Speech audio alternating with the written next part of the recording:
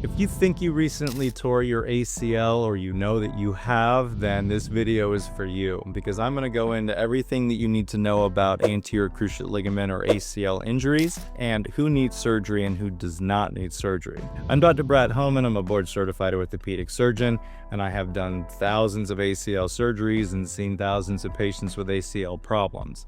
So first of all is a little anatomy. And what is the ACL? So the ACL stands for anterior cruciate ligament. And so it is a ligament that is in the middle of your knee joint.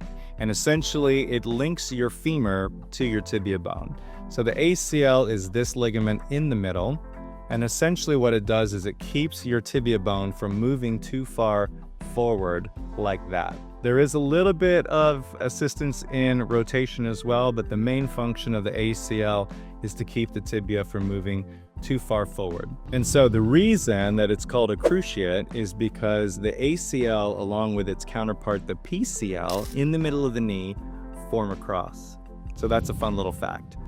Either way, ACL injuries typically occur with an instability episode in the knee. So a lot of times it happens during court sports or field sports or activities that involve jumping. So people are running and then they sort of pivot and their knee shifts, or they're coming down from a jump and then they feel the instability episode in the knee. Typically they will hear or feel a pop in the knee, and this is followed pretty closely with some intense pain in the joint.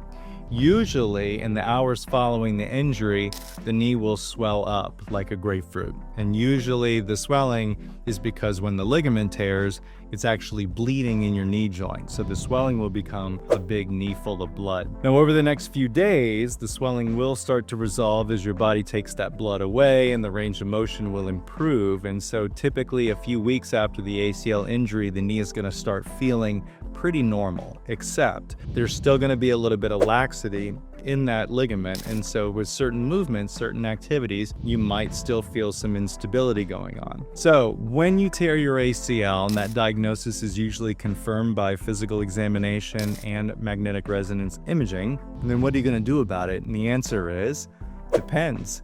If someone is younger and very active in sports, or even middle-aged and very active in sports, then most of the time you're going to have that ACL repaired surgically or reconstructed. And the reason for that is you need that stability in your knee to continue with the sporting activity. If your knee is unstable, then if you try and play sports with an unstable knee, every time your knee has an instability episode, all of that impact is going to create further damage in the knee. The cartilage at the ends of the bones get dinged up, and then that will eventually cause arthritis. There are cushions in the knee called the meniscus, which basically function like little shock absorbers on the ends of the joint here and here.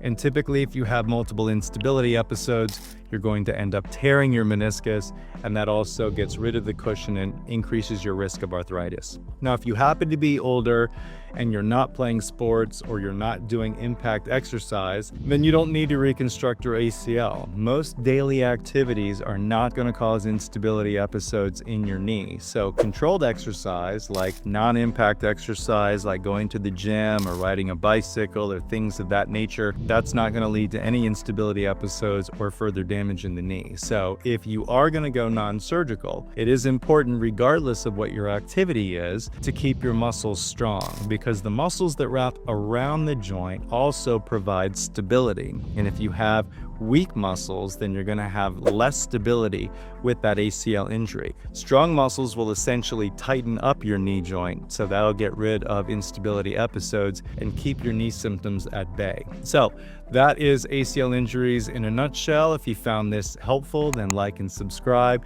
Maybe share with some friends that you feel might need the content. Keep an eye on my channel. I've got a lot more content coming out, a lot of information about knees. So I'm Dr. Brad Homan, and my message, as always, is take care of your knees and they will take care of you.